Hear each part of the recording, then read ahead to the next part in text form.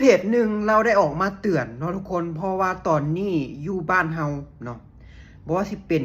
ปัญหาเศรษฐกิจสังคมเนาะปัญหายาเสพติดอีหยังต่างๆที่มันรุนแรงขึ้นเนาะเฮ็ดให้ตอนนี้เกิดปัญหาการปล้นจี้ชิงทรัพย์เกิดขึ้นเนาะอยู่เรื่อยๆการฆาตกรรมเกิดขึ้นอยู่เรื่อยๆนะทุกคนล่าสุดนี้มีเพจหนึ่งเราได้ออกมาเตือนเนาะแล้วได้มาเตือนผ่าน Facebook เนาะเราได้บอกว่าภัยขี่รถแถววัดศรีเมืองมโหสถกลางคืน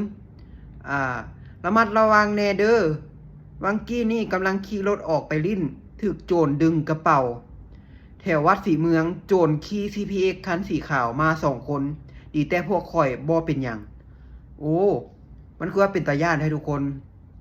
มันมาถึงขั้นที่ว่าต้องโพสต์ออกมาเตือนกันแบบนี้บ่เนาะบ้านเมืองเฮาเนาะ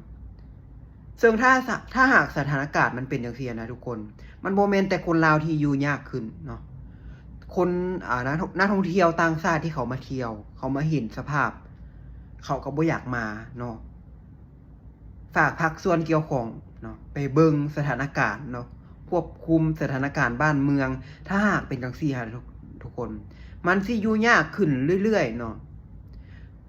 บอกได้เลยว่าเฮาอยู่ในยุคข้าวอยากหมักแพง100%เนาะอีหยังก็แพงน้ำมันก็แพงค่าของชีพก็ขึ้นเนาะอีหยังก็ขึ้นทุกอย่างแต่ค่าแรงบ่ขึ้น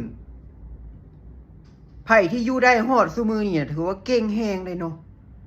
เงินเดือน3-4 ล้านแต่ว่าอยู่ฮอดเดือนนี้สุดยอดเลยได้